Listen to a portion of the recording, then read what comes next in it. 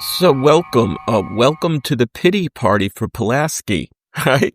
Pulaski's pity party. And any Star Trek The Next Generation fan knows, if you were paying attention, that Dr. Beverly Dr. Beverly Crusher was replaced, right? Her son wasn't, Wesley wasn't, which I guess most people would have wanted.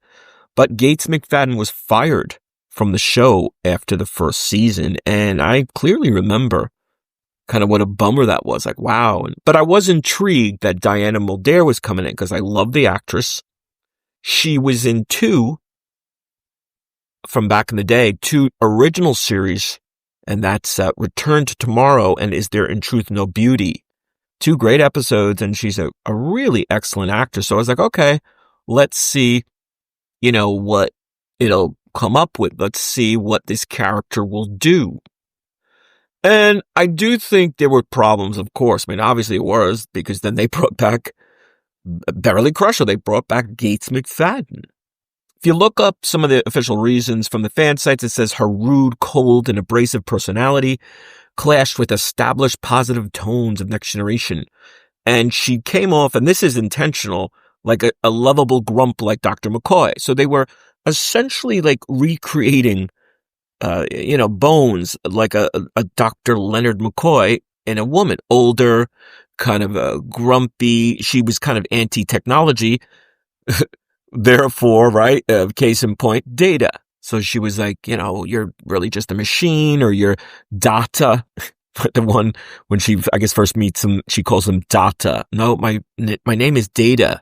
She's like, whatever, And I do think you could say it's rude, or it's, certainly an example of her anti-tech, right? Her, or her dismissiveness with technology.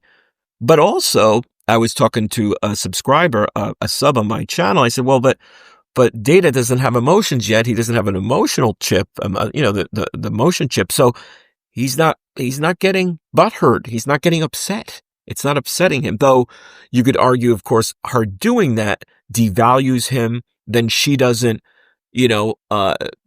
put him in a better light. She doesn't value him as a colleague. So there's a case to be made. And I think, of course, the clashing with Picard, with Captain Jean-Luc Picard, her clashing with the older established captain, sort of like the way Bones would do with Kirk, of course, but now it's a woman. So there's that whole dynamic too. And I don't think anyone can discount the idea that if it was a guy, if they brought out another truly a Bones clone, another Bones boy, another McCoy, a man, I think she probably would have he would have been accepted a little bit better, probably, maybe even a lot better. There is that. And then I think, but the overriding thing is missing, it's true, Crusher, missing Gates McFadden, missing that character, and then we still had Wesley to deal with. We needed the mom, Beverly Crusher, to kind of keep him in line, or, and it was kind of, perfect that they were on the ship together. So what do you think? I just think that I did like the Pulaski character, aside from, sometimes she did kind of piss me off too with Data.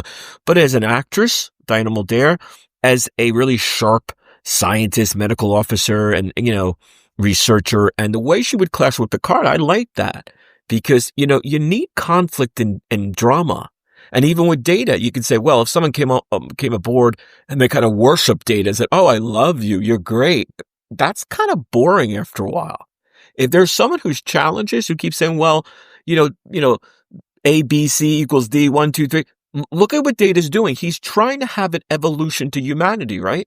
So if you've got someone who goes, oh, you're great, you've done it already, you're wonderful, but someone who's challenging you, someone who's saying, you're just this, or maybe if you did that, maybe she was pointing the way in a way more. You can make a case. So what do you think? Why the hate? I didn't hate her. I can't understand the reasons, though. That's true. Give us your feedback. Give us your thoughts. Hope you're enjoying. Hope you're subscribing. See you soon.